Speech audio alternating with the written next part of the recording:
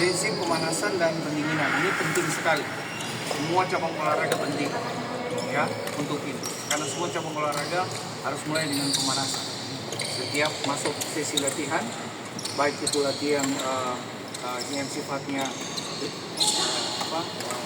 latihan yang sifatnya relax, yang hiburan, dengan latihan inti, semua harus memulai dengan pemanasan ya. Kenapa pemanasan ini penting?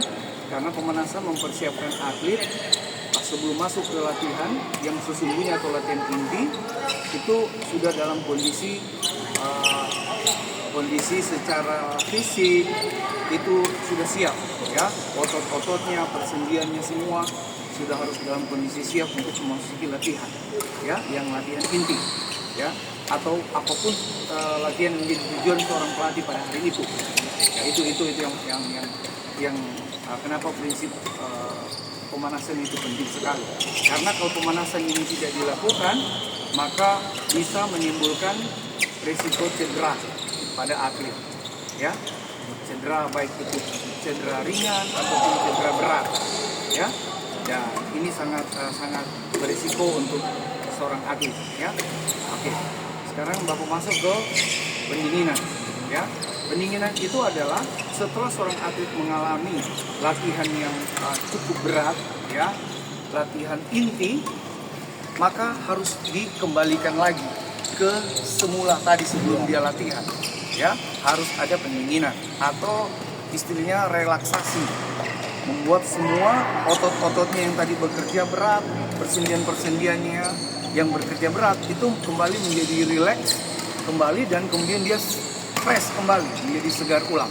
Nah, bentuk latihannya itu kurang lebih sama dengan pemanasan yang pertama tadi ya, peregangan, kelenturan ya. Nanti setelah selesai latihan itu pendinginan, pemanasan tadi dilakukan ulang. Iya, dilakukan kembali dalam tempo yang lebih panjang. Jadi kalau misalnya pemanasan dihitung ada hitungannya, relaksasi juga atau pendinginan itu dihitung lagi tapi sedikit lebih rileks ya, supaya otot-otot yang tadi tegang kembali lagi menjadi fresh, segar lagi, dan menjadi rileks kembali. Itu prinsip dari pemanasan dan pendinginan. Oke? Sudah? Sudah, Pak. Kalau ada yang masih mau ini penting bagi seorang pelatih. Persiapan itu banyak hal yang harus kita buat. Pertama, persiapan dalam menghadapi apa? Apakah menghadapi pertandingan yang jangka waktunya pendek, atau pertandingan yang jangka waktu menengah, atau yang panjang? Karena ini berhubungan dengan program latihan. Nah, sekarang makanya Bapak bertanya sama kalian persiapan ini. Oke, persiapan tentunya ini penting. Dari seorang pelatih ada hubungannya dengan program latihan. Yang Bapak bilang tadi, apakah program latihan itu jangka pendek, jangka panjang, dan jangka menengah. Ya, gitu. Jadi itu persiapannya seperti itu. Bapak belum masuk ke dalam bentuk persiapkan atlet yang mau ke tingkat nasional. Berarti bentuk latihannya adalah bentuk latihan anak-anak yang sudah profesional di daerahnya. Karena untuk ke tingkat nasional sudah diseleksi. Ya, contohnya misalnya, Bapak mau persiapkan atlet ke Prapopnas, Pekan Olahraga Pelajar Tingkat Nasional. Ya, itu mereka sudah melalui seleksi Popda, Pekan Olahraga Daerah. Nah, atlet-atlet terbaik dari tiap daerah, misalnya dari Toli-Toli, dari Kabupaten Poso, dari Banggai, dari kabupaten yang ada di Provinsi Sulawesi Tengah, mereka seleksi. Yang terbaik itu akan mewakili Provinsi Sulawesi Tengah menuju Prapopnas, Pekan Olahraga Pelajar Tingkat Nasional. Ya, nah otomatis mereka sudah pemain-pemain terbaik, ya kan? Iya, mereka sudah. Nah, tentunya kalau misalnya mau persiapkan mereka, fisiknya atau endurance-nya, daya tahannya, ya kan? Kemudian nanti tekniknya, kemudian yang terakhir adalah mentalnya, itu pasti akan dipersiapkan dalam program latihan yang mereka punya. Itu pasti. Nah, yang kalian mau tanyakan di situ itu apanya? Bentuknya kah atau apanya? Perorangan. Iya Pak. Maksudnya perorangan apanya? Atlet? Oh iya, orang misalnya ini kita latih beda itu juga. Ya, oke. Jadi kalau Bapak yang ada di daerah maka melatih itu tentunya di bulu tangkis itu punya level. Iya, sama-sama. Ada pra usia dini, pemula, remaja, taruna dan dewasa. Begitu ya. Nah, begitu. Itu dia punya level. Nah, tentunya sama juga dengan kalian belajar. Ada yang kelas 1, kelas 2, kelas 3. Tentunya materinya berbeda. Ya kan? Nah, kita akan lihat dari setiap individual kemampuan, misalnya adik, kemampuanmu sampai di mana, kemampuan fisikmu untuk kelasmu, untuk umurmu sampai di mana. Nah, tentunya Bapak melatih memberikan program latihan yang sebatas umurmu. Tidak mungkin anak-anak yang punya kemampuan fisik anak SD misalnya kelas 6 sama dengan SMP kelas 3, itu berbeda. Tentu materialnya juga berbeda. Materi bentuk latihan fisiknya juga berbeda. Ya kan? Ya. Lebih spesifik misalnya larinya pasti beda. Ya kan? Dari volumenya, dari speednya, kecepatan berbeda. Dari lamanya latihan juga berbeda. Itu baru satu bentuk, baru fisik, belum ke bentuk tekniknya. Ya kan? Nah, tiap anak juga tentunya berbeda. Individu. Kita tinggal lihat sebagai pelatih, kita bisa lihat, oh ini dia masih kurang di sini. Ya kan? Kakinya kurang cepat. Kakinya masih kacau nih, footworknya masih belum bagus. Kita latih footwork, ya. Kecepatannya masih belum, oke kita latih lebih cepat lagi. Ya, seperti itu. Jadi tiap individual tentunya berbeda. Dengan kelas yang berbeda ya, di bulu tangkis itu punya 4, 5 atau 6 kelas. Oke, mulai yang saya bilang pra usia dini, pemula, anak-anak, remaja, taruna dan dewasa. Itu ada kelompok umurnya. Tentunya juga bentuk-bentuk latihannya berbeda setiap individu. Karena tiap orang tuh punya kemampuan yang beda-beda. Ya, oke. Sampai di situ cukup? Oke. Beban lebih, apa nih beban lebih? Beban yang kita berikan kepada anak-anak yang kita latih Pak. Misalnya Weight training, latihan berat. iya Pak. Latihan berat. Misalnya kemampuan itu begini. Bapak mau tingkatkan lagi, kita kasih latihan lebih begitu. Durasinya ke... Iya, oke. Jadi begini. Di bulu tangkis itu biasanya kalau untuk yang sudah punya prestasi diharapkan dia latihan sehari itu 4 sampai 8 jam. 4 sampai 8 jam. Tentunya dari kelompok umur yang berbeda, ya, kelompok umur mulai dari SD sampai dia dewasa itu sampai dia tamat SMA ya.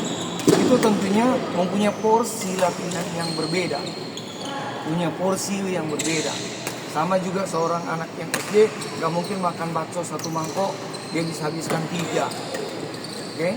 Ya, seperti itu contohnya. Jadi pasti punya porsi yang berbeda, lamanya juga latihan berbeda, frekuensinya juga berbeda.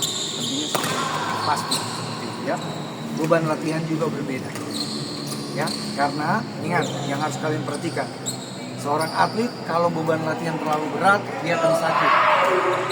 Dia akan cedera. Ya. Overtraining dalam bahasa pelatih itu latihan beban latihan yang lebih. Nah, itu tidak boleh. Karena itu akan merusak atletmu sendiri. Ya, ini penting sekali kalau ada hubungannya dengan beban latihan. Ya. Jadi seperti itu. Jadi beban latihan itu penting sekali. Jangan sampai tiap seorang atlet berlebihan bebannya, overtraining. Ya, itu bisa membuat atlet itu cedera atau sakit. Ya, oke, itu beban latihan pasti berbeda. Tiap anak dengan kelompok umur yang berbeda, bebannya pasti berbeda. Ya, cukup sampai situ. Oke, peningkatan apa nih peningkatan? Beban latihan yang harus Menu latihannya, program latihannya juga berbeda. Setiap cabang olahraga pasti mempunyai jangka waktu progres latihan menurut jangka waktu event yang akan dia hadapi. Ya, tentunya bentuk latihan juga berbeda. Ya, ada pertanyaan di situ juga kan? Partisipasi aktif pelatih. Dalam setiap sesi latihan ini penting sekali.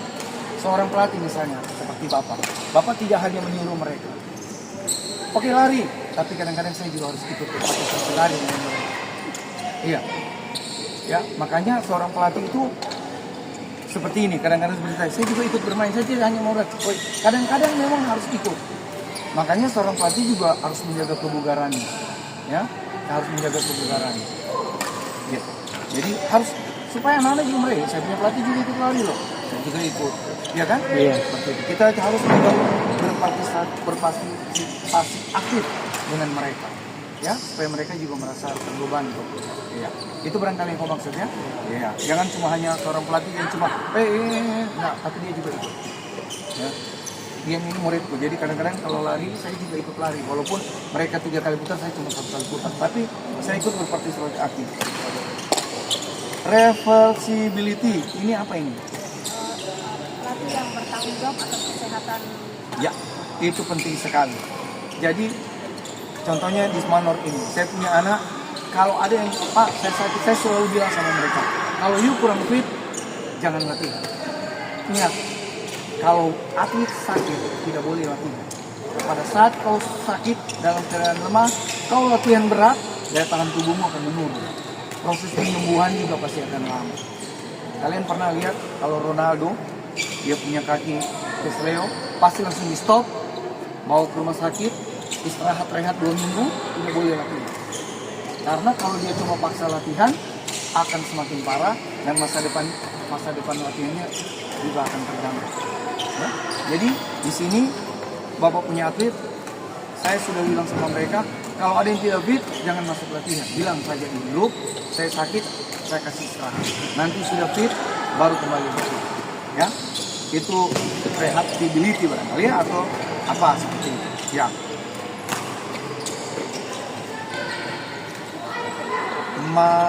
Model. Iya. Model maksudnya apa nih latihan? Bapak mengharapkan model untuk menginspirasi mereka Pak, mungkin video atlet internasional yang bertanding. Pasti itu memotivasi mereka, ya.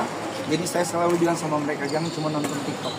Atau Bapak biasanya, coba kau lihat ini gerakan dia dari sini ke sini. Biasanya mereka Bapak panggil. Ini dia punya gerakan, coba lihat bagaimana dia putar, tak seperti ini.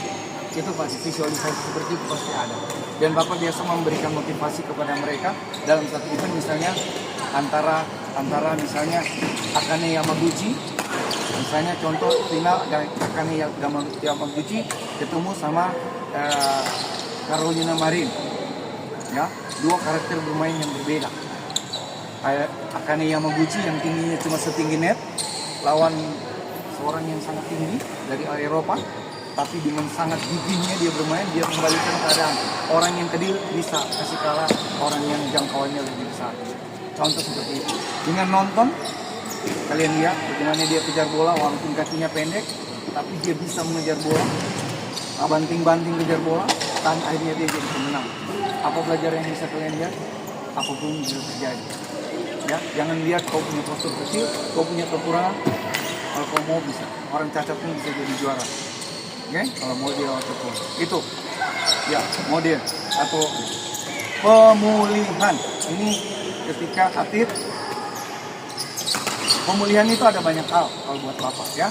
Pertama, dia pemulihan dari, betul, pasti itu seperti itu. Misalnya hari ini seorang anak dia kenaikan level dari cabang bulu tangkis itu, cabang olahraga bulu tangkis itu setiap 2 tahun. Setiap 2 tahun dia pasti akan naik kelas. Setiap 2 tahun dia akan naik ke kelas. Dari pra usia dini naik ke usia dini itu kurang lebih 2 tahun. Ya, kemudian dari usia dini naik ke anak-anak itu juga 2 tahun. Dari anak-anak kayak ke pemula 2 tahun. Pemula ke remaja 2 tahun. Nah, ini pasti beban yang tadi itu akan bertambah. Ya, akan bertambah.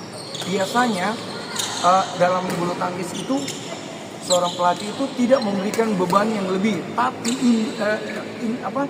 frekuensinya yang ditambah. Ya, saya kasih contoh. Misalnya begini. Tadinya adik usia dini. Oke, saya suruh adik lari 200 meter. 200 meter dengan kecepatan sekian, adik harus ulang 7 kali. Nah, ada yang naik ke dari usia dini, ada yang naik ke anak-anak, ya. Itu saya akan tambah. Tetap 200 meter, tapi yang tadi 7 saya tambah jadi 10. Itu contoh ya. Saya tambah jadi 10, yang tadinya kecepatan 13 detik saya kasih tajam. Tapi jaraknya tetap 200. Itu peningkatan beban. Contoh-contoh seperti ini ya. Jadi saya tidak tambah jadi 300 meter, tapi tetap 200 meter. Yang tadinya 7 saya kasih naik jadi 10 kali ulang atau 12 kali ulang dengan rekor catatan waktu yang kasih tajam. Oke, itu contohnya seperti itu. Dan seterusnya. Ya, itu peningkatan. Oke, berbicara peningkatan. Itu baru satu bentuk, belum bentuk yang lain. Ya, itu contoh ya. Siap. Kemudian kekhususan. Nah, kalau berbicara kekhususan mungkin adik saya latih khusus. Ini kurang bagus. Ini udah bagus. Jadi kau harus saya sendirikan. Makanya di bulu tangkis itu harus ada kelas. Setiap sesi latihan seperti ini kan, nanti saya akan pindahin. Yang kelas 12 berbeda dengan karena kemampuannya juga berbeda. Oke, kau bentuk latihanmu, kau punya footwork belum terlalu bagus. Dikhususkan dia latihan. Itu footwork terus sampai dia main. Oh, kau backhand nggak terlalu bagus. Oke, backhand terus dulu. Oh, ini kau punya netting kurang bagus. Oke, nettingmu silang kurang bagus. Kekhususan itu pasti karena tiap orang punya kelebihan dan punya kekurangan. Nah, pelatih yang tahu punya kekurangan itu dia akan khususkan kalau latihan seperti itu. Menunya kira-kira ya, menunya seperti itu. Berbeda-beda tiap anak. Oke? Ya. Begitu barangkali ya yang kalian maksud. Oke. Kemudian variasi. Ya, kalau variasi tentunya juga dikombinasikan. Kalau di bulu tangkis seperti ini kan, coba kita lihat. Habis bola netting, dia kembali lagi ke depan, divariasikan.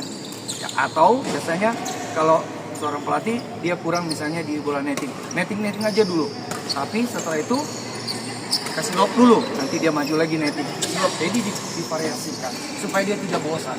Kan biasanya anak-anak itu cepat bosan, atau itu bosan kalau itu terus, harus bervariasi. Di sini dia misalnya netting, di sini smash, sebentar tukar lagi, nanti balik lagi, jadi frekuensinya yang diperbanyak. Di mana dia kurang, frekuensinya ditambah. Oke? Itu variasi supaya tidak menimbulkan kebosanan kepada seorang atlet, supaya dia lebih bersemangat dan dia lebih fokus untuk latihannya. Latihan jangka panjang. Oke. Latihan jangka panjang biasanya latihan yang menghadapi event yang jaraknya agak jauh. Misalnya eventnya tahun depan, ya kan? Biasanya dalam satu pemusatan latihan atau training center, ya, itu misalnya kita menghadapi PON tahun depan, atlet sudah harus ke training center untuk latihan jangka panjang 1 tahun. Seperti itu. Tentunya, dan Bapak biasa memberikan motivasi kepada mereka dalam satu event, misalnya antara misalnya Akane Yamaguchi, misalnya contoh final Akane Yamaguchi ketemu sama Carolina Marin, ya, 2 karakter bermain yang berbeda. Akane Yamaguchi yang tingginya cuma setinggi net lawan seorang yang sangat tinggi dari Eropa, tapi dengan sangat giginya dia bermain, dia kembalikan keadaan. Orang yang tadi bisa kasih kalah orang yang jangkauannya lebih besar. Contoh seperti itu. Dengan nonton, kalian lihat bagaimana dia kejar bola walaupun kakinya pendek, tapi dia bisa mengejar bola, banting-banting kejar bola, dan akhirnya dia jadi pemenang. Apa pelajaran yang bisa kalian lihat? Apapun bisa terjadi. Ya, jangan lihat kau punya postur kecil, kau punya kekurangan. Kalau kau mau bisa, orang cacat pun bisa jadi juara. Oke, kalau model ataupun itu, ya model atau pemulihan. Ini ketika atlet, pemulihan itu ada banyak hal kalau buat Bapak ya. Pertama, dia pemulihan dari sakit, dari cedera. Itu harus pulihkan kembali dulu, fitkan kembali. Kemudian pemulihan dalam segi mental. Mungkin atlet capek, mau kebosan dengan latihan, apalagi dalam bentuk jangka panjang, ya, mereka kita ajak refreshing, ya, kita ajak rekreasi untuk pulihkan kembali semangat mereka, rasa bosan, seperti itu. Kadang-kadang dulu Bapak ajak mereka ini berenang di Orane, ya kan, atau acara apa gitu kita duduk-duduk makan sama-sama gitu ya, atau acara bukber buka bersama itu sering.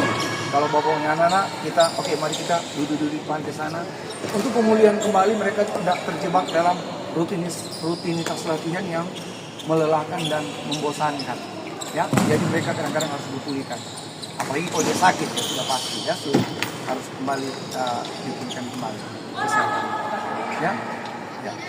Itu barangkali yang sampai di situ. Kalau ada yang tidak jelas mungkin